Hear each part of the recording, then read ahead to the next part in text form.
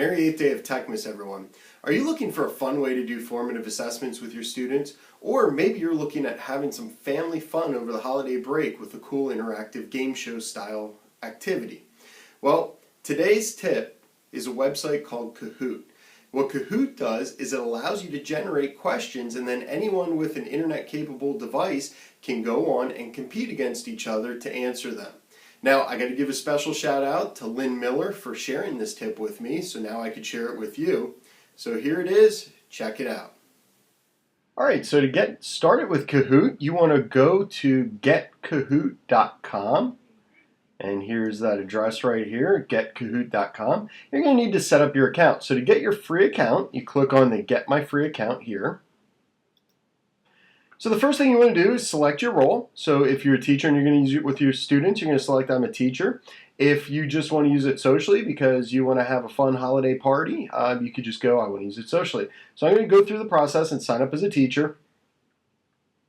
And then you need to add your school or university. You're going to put in what username you want to use, add your email address and confirm it, and then choose what you want for your password. And then click Create Account. Now, I've already created my account, so I'm just going to go up here to the top where it says Sign In. Alright, so when you first log in, this is the portal that you're going to use to create your Kahoots. Pretty much when you look across the top, it'll say My Kahoots. I have one created already. You could also click on Public Kahoots, where you could search ones that have been shared by other people. There's a Frequently Asked Questions section, and then there's also an area to ask questions for support. Now over on the right-hand side, you will see your stats based off of the Kahoots and the questions that you've answered, how many plays you've done, and how many players have been on it. So as you start using this more and more, your stats will keep track and those numbers are start building up. You can take a look at your recent results. Notice there's a little cloud over here, and I'm just going to zoom in on that. Anytime you do one of these activities with your students, you're going to be able to download the results so you can take a look at those later.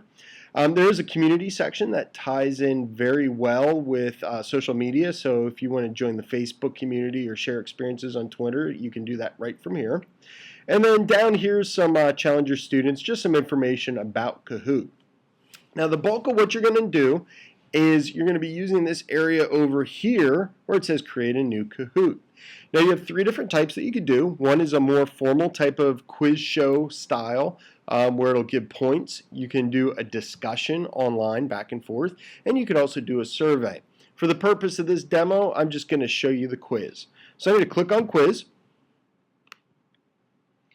and I'm going to give it a quiz name. So I'm just going to call this 12 Days of Techmas, and I'm going to hit Go. And this is going to be your quiz kind of interface. First, you have your questions. Now, you can go through and do bold italics. You can do exponents and subscripts if you need to.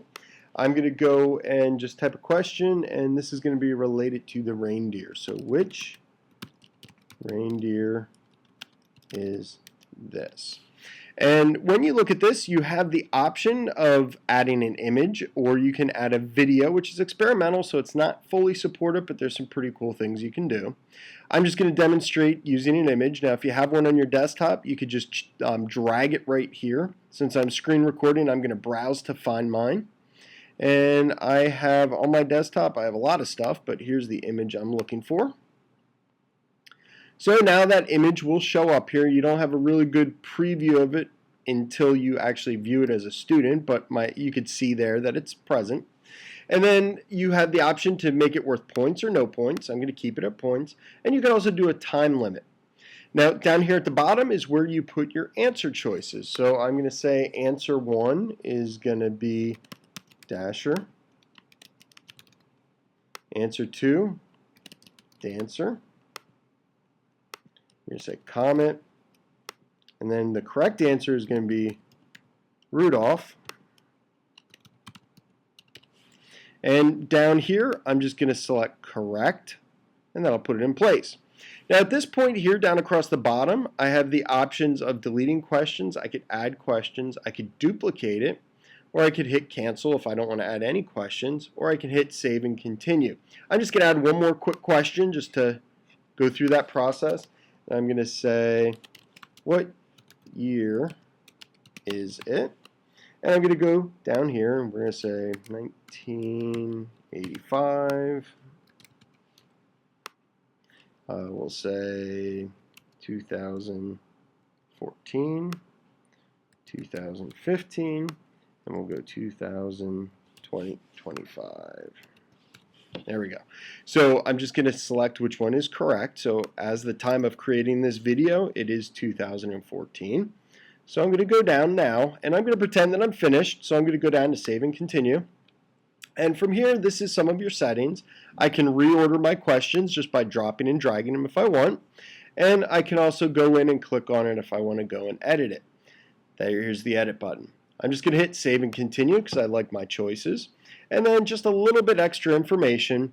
You can do your language. Privacy settings, I'm going to actually set this to private because I don't want this question being out there for the world. If you set it to private, it will give you a specific code that only people using that code can access. They just won't be able to search and find it in that public Kahoot section up top. My primary audience is going to be for training. If you're using it for school, you could just put school. So I'm just going to say training. And then I could put a little description here. Practice using Kahoot.